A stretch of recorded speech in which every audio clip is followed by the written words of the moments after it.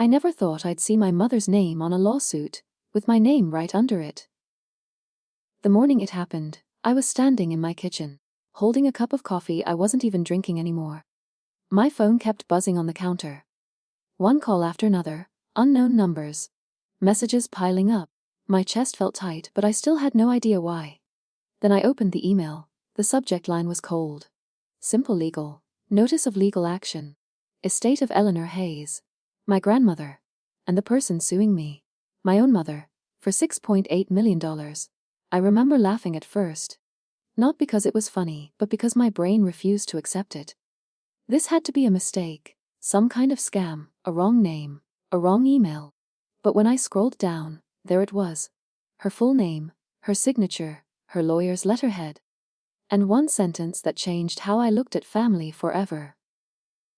The plaintiff claims the defendant manipulated the deceased into altering the will. Manipulated. That word kept echoing in my head. I sat down slowly, like my legs had forgotten how to work. My grandmother had raised me more than my parents ever did. She trusted me. Loved me. And now my own mother was saying I tricked her. Used her. Stole from her. What hurt the most wasn't the money. It was the betrayal. Because this didn't start in a courtroom. It started years ago. Inside a family that looked perfect from the outside, and was rotting quietly on the inside. When my grandmother passed away, the house was quiet in a way that felt unnatural. No TV, no arguments, no footsteps, just memories sitting in every corner.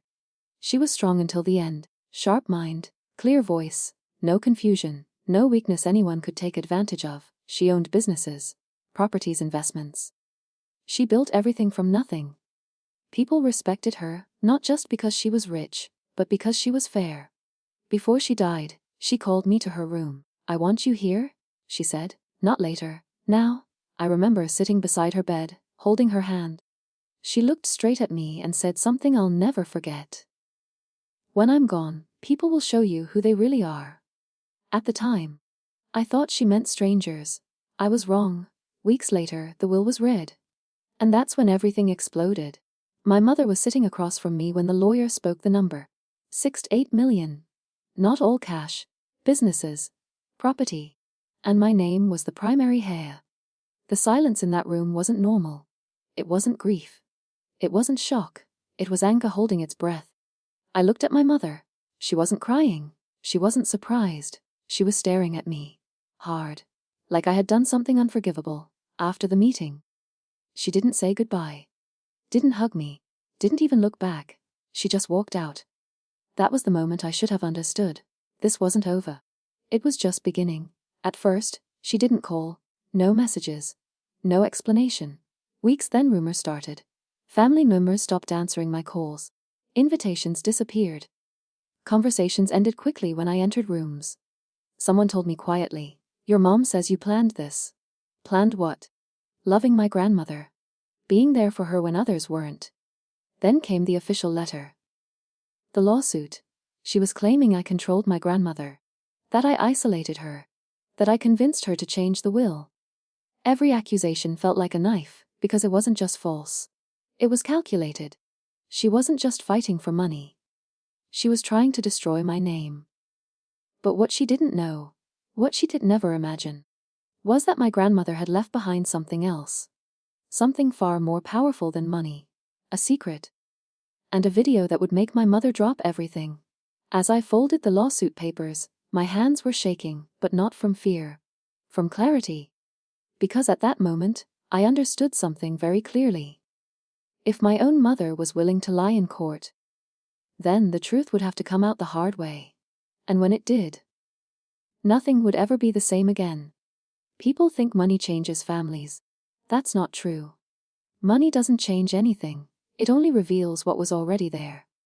Before the lawsuit, before the will, before the silence and the lies, there was my grandmother's world. And the truth about who really stood by her and who didn't. My grandmother, Eleanor Hayes, didn't inherit anything. She built everything herself. One small shop at first, long hours, missed holidays, hands rough from work, but heart sharp as steel. By the time I was old enough to understand, she owned businesses people whispered about with respect. She didn't brag. She didn't show off. She watched people carefully, especially family. And she noticed things most people ignored. When I was a kid, my parents were busy chasing their own lives. Careers, status, appearances. I don't even blame them anymore. They just weren't present. So my grandmother stepped in. She packed my lunches, picked me up from school, sat in the audience when I performed, even when the room was almost empty.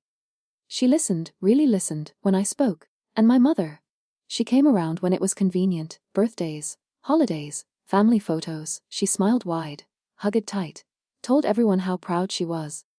But when my grandmother got sick for the first time, she wasn't there. When hospital visits became frequent, she wasn't there. When my grandmother needed help managing paperwork, meetings, and people she didn't trust anymore, that's when I stepped in. Not because I wanted control, but because someone had to care. At first, it was simple. Driving her to appointments, helping her read documents, sitting beside her during long evenings when the house felt too quiet. But over time, my grandmother started talking differently. Not about money. About people. "I see everything now," she once said, staring out the window. "When you get old, the noise fades and patterns appear." She asked me to sit in on meetings, to listen, to give my opinion. I never pushed, never suggested changes, never mentioned inheritance. She made her own decisions, and she watched everyone's reactions closely. Especially my mother's. My mother noticed the change before anyone else. She noticed I was around more, that I knew more, that my grandmother trusted me. At first, she played nice. She started calling again, visiting more often, bringing gifts that felt more like performances than care. But there was tension in her voice. Tight smiles. Questions that felt like interrogations. "What did she say today? Why does she need you so much? Don't you think this is a bit much?" I brushed it off. I told myself I was imagining things. I told myself family wouldn't turn on family.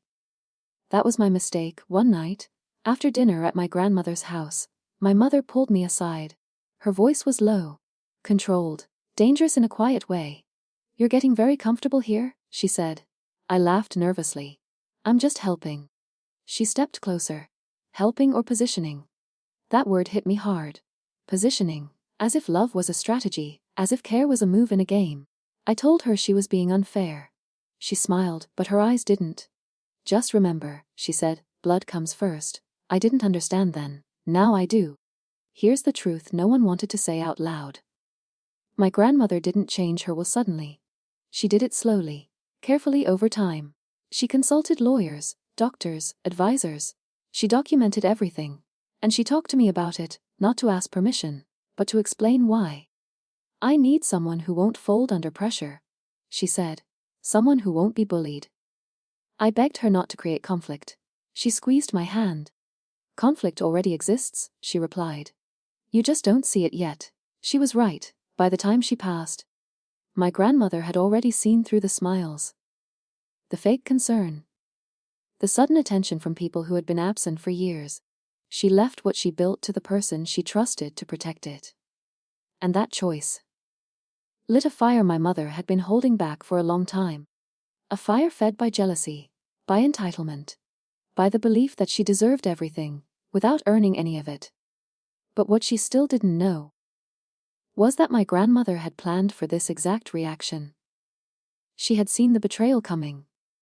And she had prepared something that would speak for her when she no longer could. As the lawsuit moved forward, and my mother painted me as a manipulator, I kept hearing my grandmother's voice in my head. People reveal themselves when they think they're about to win. And that's when I realized the real fight hadn't even started yet. There's something deeply unsettling about being talked about while you're not in the room. I started to feel it everywhere. Whispers that stopped when I walked in. Looks that lingered a second too long. Conversations that suddenly felt guarded. My mother hadn't just filed a lawsuit.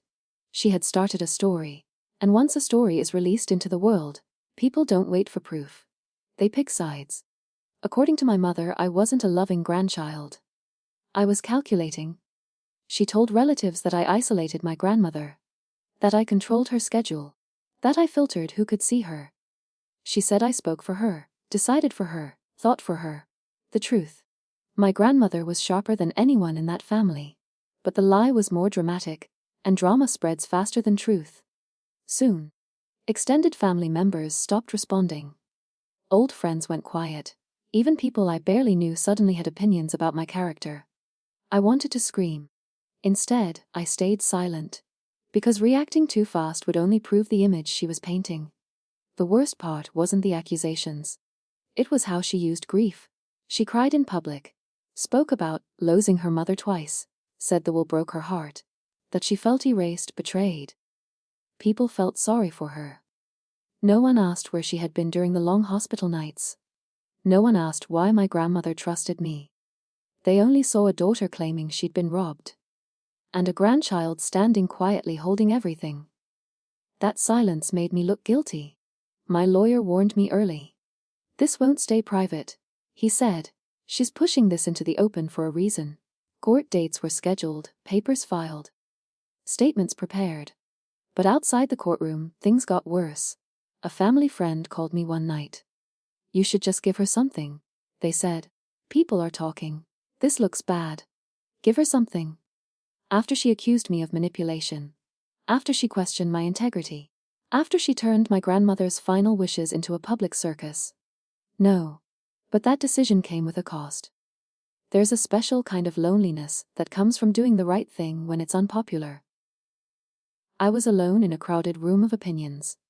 Every message felt like a test. Every silence felt like judgment. At night, I replayed conversations in my head. Wondered if I missed something. If I could have handled things differently. Then I remembered my grandmother's words. If you bend now, you'll spend your life bent. So I stood straight, even when it hurt. When my mother finally spoke under oath, her voice was steady, confident, convincing. She described me as involved. As too influential.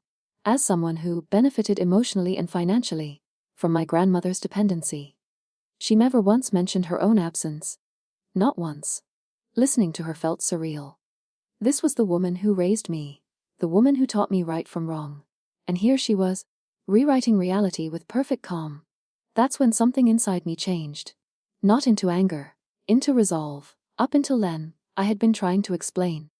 Trying to clarify, trying to prove I wasn't what she said I was. But I realized something important. You can't argue with someone who isn't searching for truth. They're searching for control. So I stopped reacting. And I started preparing. Because while my mother was focused on winning, she didn't realize she was walking straight into something my grandmother had already set in motion. Something that didn't need my voice at all.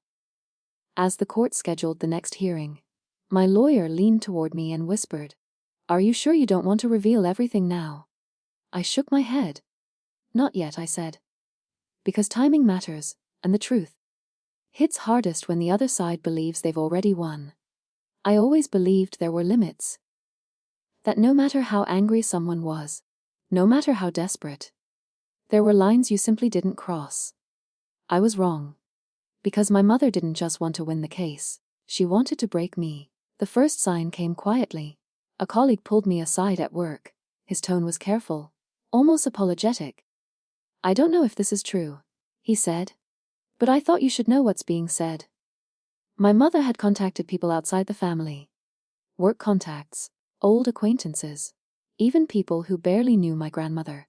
She told them I had issues, that I was obsessed with control, that I had taken advantage of an elderly woman's trust.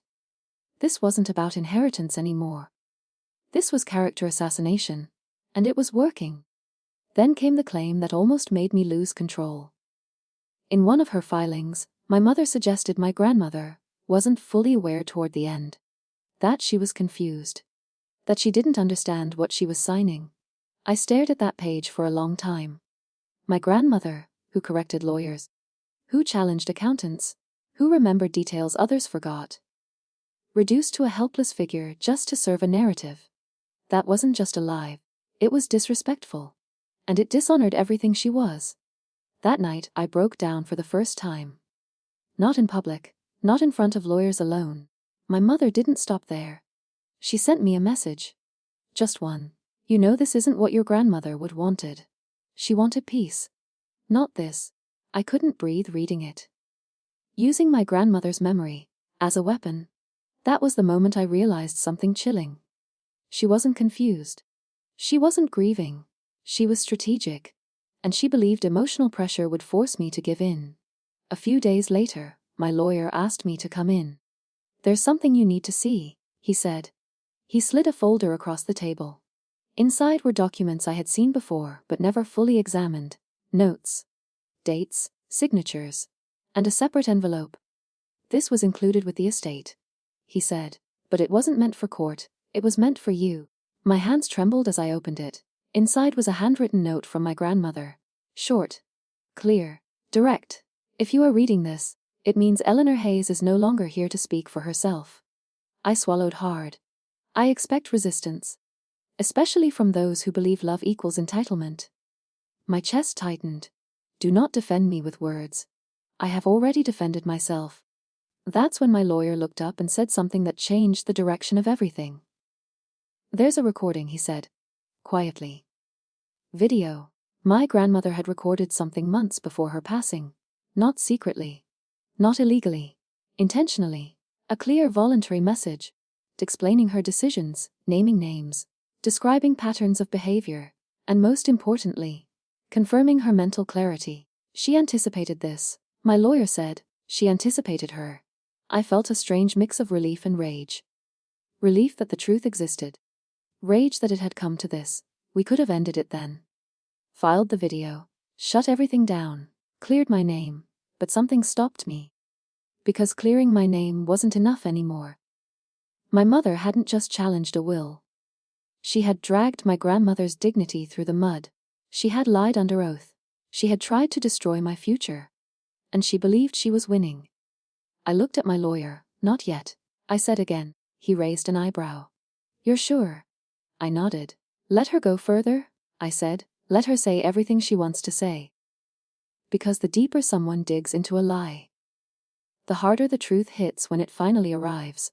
That night, I watched the video for the first time. My grandmother looked straight into the camera. Calm, sharp, unafraid. And she said the words my mother would soon hear in court. I made my choices freely. And I stand by every one of them. I paused the screen. And for the first time since this nightmare began, I smiled. There's a strange kind of power in staying quiet while someone else talks too much. Especially when they think every word is pushing you in closer to victory. That's exactly what my mother did.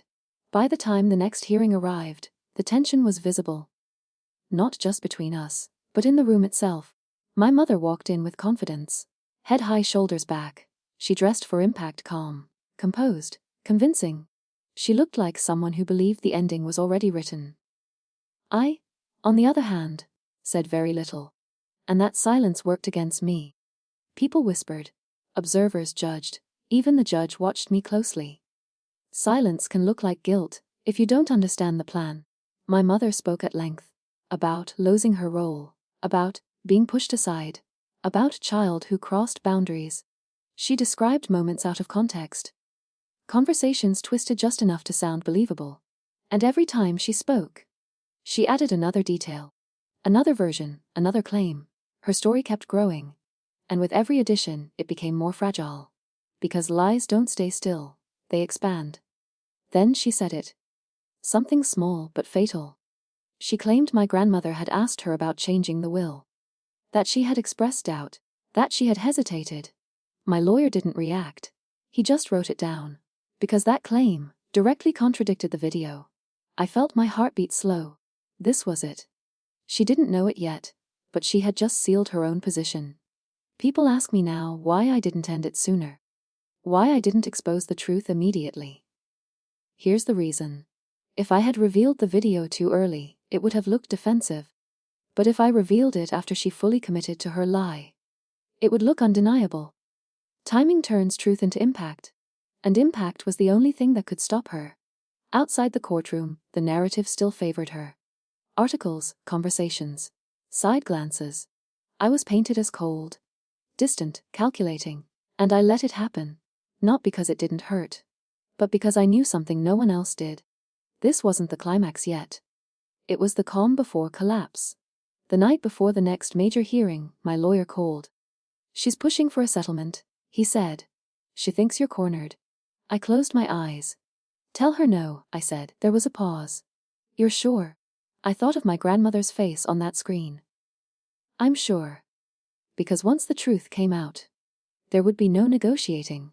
As I hung up the phone, I looked at the flash drive sitting on my desk. Small, silent, unassuming. Inside it was my grandmother's voice, and soon the entire courtroom would hear it. The courtroom was louder than usual that day. Not in sound, but in energy. People sensed something was coming. You could see it in the way heads leaned forward, the way conversations died the moment the judge entered. My mother sat across from me, calm and confident. Too confident. She smiled at her lawyer, whispered something, even glanced at me once, just long enough to send a message. "This is almost over." She had no idea. The judge reviewed the case summary again. Pages flipped, pens scratched. Then came the question. "Is there any additional evidence either party wishes to submit before we proceed further?" My lawyer stood up. "Yes, Your Honor." My mother didn't react at first. Neither did anyone else. Then my lawyer added one sentence. "We would like to submit a recorded statement from the deceased." The room shifted. Chairs creaked. Eyes lifted. Even the judge paused. "A recorded statement?" The judge asked. "Yes," my lawyer said, "made voluntarily while the deceased was of sound mind." That's when my mother turned toward me. Her smile faded, just slightly. She leaned toward her lawyer, whispering urgently now. He frowned. She shook her head. I watched her face carefully. She wasn't angry yet. She was confused. Because she didn't know what we were talking about. And confusion is the first sign of fear. The judge allowed it. The screen was set up at the front of the courtroom. The flash drive was inserted. For a brief moment, there was nothing but a black screen. Then my grandmother appeared. Sitting upright. Well-dressed, clear-eyed, not weak, not confused, not controlled. Alive with authority. My heart stopped. My grandmother spoke. "Hello," she said calmly. "My name is Eleanor Hayes. Today is March 14th. I am recording this of my own free will." Her voice was steady. Sharp. "I am fully aware of my decisions, my estate, and the people involved in my life." I felt the air leave the room. Across from me, my mother froze. Not moved. Frozen. Truth one sentence at a time, my grandmother continued. "I want this message to be heard only if my will is questioned." She paused. "Especially by members of my own family." The judge leaned forward. My grandmother looked straight into the camera. I was not pressured. I was not influenced. And I was not confused. Every word landed like a weight. Then she named the pattern. "I have watched certain people appear only when it suited them," she said. "Disappear when things were difficult. And return when money was involved." My mother's lawyer shifted in his seat. My grandmother went on. "I changed my will because trust is earned through presence, not blood." The silence was complete now. No coughing. No movement. No whispers. Just truth filling every corner. The sentence that ended it. Then came the part my mother never expected. "I expect ejections," my grandmother said calmly. "Especially from my daughter." My mother's head snapped up. "And if you are hearing this," my grandmother continued, "please know this was not done out of spite but clarity." My mother's face drained of color. She knew. She knew it was over. The room couldn't look away. The video ended. No music, no drama, just silence. The judge removed his glasses slowly. My mother didn't move, didn't speak, didn't look at me. For the first time since this began. She had nothing to say. The judge finally broke the silence. "This court will take a brief recess," he said. As people stood, whispered, and stared. My mother remained seated, hands clenched, eyes empty. And I realized something important.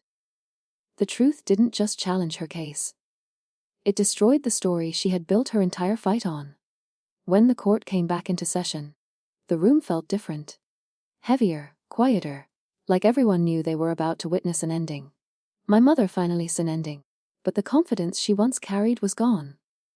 Her shoulders were tense. Her eyes avoided the front of the room.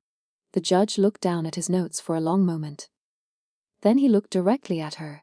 The judge's words were calm and final. "I have reviewed the evidence," he began. No raised voice, no drama, just authority. The recorded statement clearly establishes the mental clarity and intent of the deceased at the time the will was executed.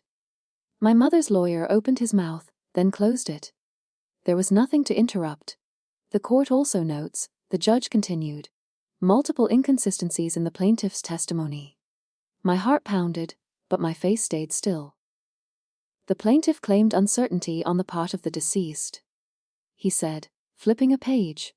Yet the recorded statement directly contradicts that claim. He paused, and does so convincingly. The lie finally had a price. The judge leaned back slightly. This court does not take lightly accusations of manipulation, especially when they involve family and grief. He looked at my mother again. Based on the evidence presented, this court finds no grounds to challenge the validity of the will. A breath I didn't realize I was holding finally escaped my chest. But he wasn't done. The consequences she never expected. The plaintiff has also made statements under oath that conflict with documented facts and recorded evidence. The room stayed silent. As such, the judge said, the court will be referring this matter for further review. That sentence landed harder than anything else. Further review. My mother's face tightened. She finally looked at me. Not with anger, with disbelief. When control fully slipped away, her lawyer leaned toward her, whispering fast. She shook her head slowly. For the first time she looked small. Not defeated in a dramatic way, but stripped of power. The judge concluded. The will stands. The estate remains with the named beneficiary. This case is dismissed. The gavel came down, and just like that, it was over. The room reacted, she didn't. People moved. Stood, whispered. Some looked at me differently now, with understanding, with regret. But my mother stayed frozen. As if she was waiting for someone to stop it, to rewind time, to give her another chance to tell a different story. No one did. The moment we faced each other, outside the courtroom, she finally spoke. Not loudly, not angrily, just broken. "I didn't think she'd do that," she said. She meant my grandmother, not the lawsuit, not the lies, she meant being exposed. I looked at her carefully. "She didn't do to hurt you," I said quietly. "She did it to tell the truth." My mother swallowed. There was nothing left to argue. What she really lost, she didn't just lose the case. She lost credibility, she lost trust, she lost the story she had built to justify herself. And in the process, she lost me, not out of revenge, but out of clarity. As I walked away, I thought the hardest part was over. I was wrong. Because winning a case is one thing. But living with the aftermath of betrayal is another. And that was still waiting. Winning doesn't always feel the way you expect it to. There was no celebration, no relief-filled smile that lasted more than a moment, no sense of triumph. Just silence. The kind of silence that comes after something breaks and can never be put back together. After the case ended, the calls slowed down. People who had avoided me suddenly wanted to talk. Family members who believed the rumors now wanted explanations. Some apologized. Some didn't. I learned something important during that time. People are quick to judge, but slow to admit they were wrong. And I didn't have the energy to convince them anymore. The truth had spoken for itself. That was enough. Everyone assumed the inheritance changed my life overnight. But money doesn't heal betrayal. It doesn't fix broken trust. It doesn't replace a parent you thought you had. What mattered wasn't the estate. It was why my grandmother left it the way she did. She wasn't rewarding me. She was protecting what she built, from people who felt entitled to it. I didn't cut my mother off immediately. At first, there were quiet messages. Short conversations, careful words. But something fundamental had shifted. Trust doesn't disappear in one moment, it erodes. And by the time the case ended, there was nothing left to stand on. We became strangers who shared history. Nothing more. The video I watched one last time. Months later, I watched the recording again. Not for proof. For comfort. My grandmother smiled at the end of the video. A small, knowing smile, as if she understood everything that would happen after. As if she was saying, "You'll be okay." That was her final gift. Not the money. The clarity. The lesson she left behind. Here's what this taught me. Family doesn't get unlimited access to you just because of blood. Love isn't proven by words, but by presence. And truth doesn't need to shout, it only needs the right moment. My grandmother saw the betrayal coming. She didn't fight it with anger. She fought it with preparation. If you take one thing from this story, let it be this. People may lie about you, even those closest to you. But lies collapse under their own weight, and truth, when patiently protected, always finds its moment. I didn't win because I fought harder. I won because I waited. And because someone who loved me made sure the truth would speak, even when she no longer could. So if you're listening to this while feeling betrayed, while feeling alone, while feeling like the truth isn't enough, remember this: the truth doesn't rush, it waits. And when it arrives, it ends everything.